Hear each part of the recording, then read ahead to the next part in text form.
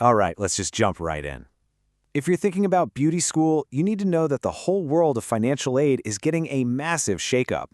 I mean, if you're planning on using FAFSA anytime from 2026 onwards to chase that dream, you absolutely have to understand the new rules of the game. So you're picturing it, right? Creating those amazing hairstyles, doing incredible skincare, maybe designing some show-stopping nails. That's awesome. But hold on. Before we get to all the fun, creative stuff, we really have to talk about the money part. Because trust me, it's changing in a huge way. And when I say huge, I'm not kidding. The old way of doing things, the one that was all about just getting students in the door, yeah, that's pretty much gone. Thanks to a brand new law and a whole set of new rules, the entire system has been rebuilt from the ground up, all focused on one single word: accountability. And that brings us to the first big change. For the very first time, the federal government is actually going to be grading schools. Yep, beauty schools included, based on one really specific thing: how much money their graduates are actually making out in the real world. So how are they doing this? It's something called the earnings premium test. And honestly, the idea behind it is super simple. The government is basically just asking one question: does going to this school actually help you earn more money than if you just had a high school diploma? That's it. If the typical grad from a program doesn't make at least as much as a typical high school grad in that same state, well, the school fails the test. Plain and simple. And this really shows you the massive shift in thinking, right? Before, it was all about access, just opening the doors, getting as many people into school as possible. But now it's all about accountability. They want to make sure that when you walk through those doors and, let's be real, take on some debt, you're actually getting something for it, a real, measurable return on your investment. Okay, so what does all this accountability stuff mean for you? Like, how does it actually show up? Well, it's built right into the FAFSA application itself. That form you fill out every year for financial aid, it's not just about money anymore. It's basically become a consumer protection tool designed to give you a heads up about schools that aren't performing so well. So picture this. You're sitting there, filling out your FAFSA. You type in the name of your dream school, and boom, this message pops up.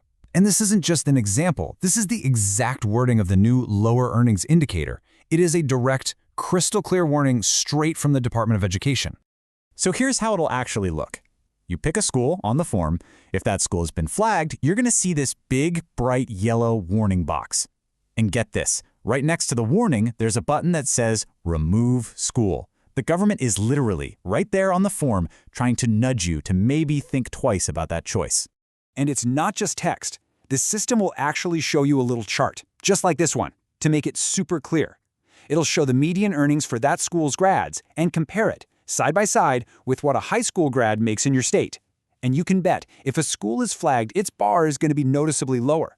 They might even color it red just to make sure you don't miss it. And listen, this isn't some tiny issue affecting just a couple of schools here and there. We're talking about roughly 1,200 colleges and career schools across the entire country that are currently triggering this kind of warning. Now sure, that's only about 2 or 3% of all students, but if you're one of the people applying to those specific programs, this warning is absolutely critical information you need to have. But these warnings on the FAFSA, that's really just part one of the story. There's also this new One Big Beautiful Bill Act, and well, it's going to put a pretty serious squeeze on both how much money you can borrow and how you're expected to pay it all back. All right, just take a look at these numbers for a second. The old days of just borrowing whatever the cost of attendance was, those are over.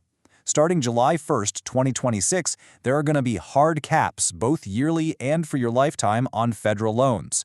So for instance, a Parent Plus loan, now it's capped at $20,000 a year and $65,000 total for one student. For a lot of families, that's going to create a real gap between what the government will let you borrow and what the school actually costs. And here's another massive change. The Graduate Plus Loan Program, it's just gone, completely terminated.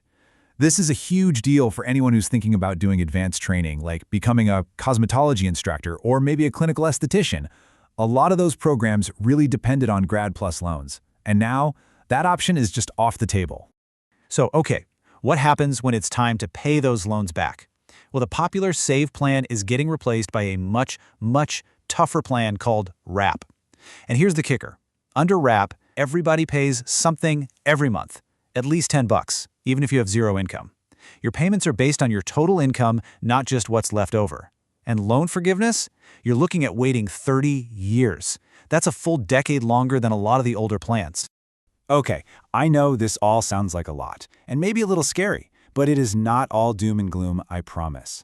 This new world just means you have to be smarter, you have to be more proactive. So let's talk about building your own self-defense toolkit. First things first, and this is probably the most important tool you'll have. You need to create what I like to call an academic security file. Seriously, with so many schools at risk of getting these warnings or even losing their funding, you have to think of this file as your personal insurance policy. We've all seen what happened with big schools like Maranello and Regency. They just closed down almost overnight. This file is what protects you if that happens.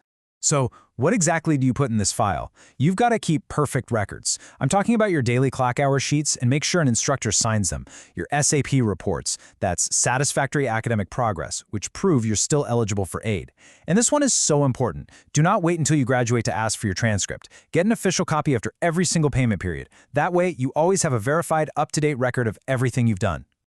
Your toolkit also needs to include knowing the right things to say. When you're talking to a school director, you can't just take their word for it. Use this script right here to formally ask for their most recent graduate earnings data. And the most important part, get it in writing. And hey, if you do get that warning on your FAFSA for a school you're interested in, don't be shy about it. Address it head on. Use this exact phrasing to ask the school, okay, so what are you guys doing about this? Their answer, or maybe their non-answer, is going to tell you everything you need to know about how much they actually care about their students' success.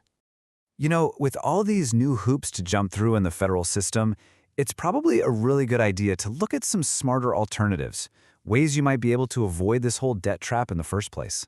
It really boils down to two different kinds of schools. On one side, you have your traditional Title IV schools. Those are the ones that take federal financial aid.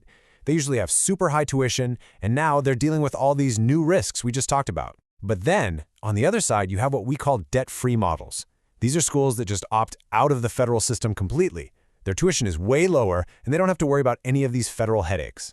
And the difference in cost? It can be absolutely staggering. Just look at this example from a debt-free school, $6,250 for a whole cosmetology program. Now compare that to a lot of Title IV schools, where tuition can easily soar past $27,000. I mean, that is a truly life-changing amount of debt we're talking about. But here's a little bit of great news on that front. The government also created something new called the Workforce Pell Grant. This is basically free money for short, high-demand certificate programs. Think things like nail tech or advanced aesthetics. It's a way for you to get a super valuable credential without having to take out a single federal loan. So what's the big takeaway here? It's this. As you plan your future, you've really got to ask yourself this question. Is school a creative outlet, or is it a financial investment? And the truth is, in 2026 and beyond, the new rules are forcing you to treat it as both. Your passion is crucial, yes, but you also have to see this as one of the biggest financial decisions you'll ever make. Being a smart, informed consumer, it's not optional anymore. It's literally the key to your success.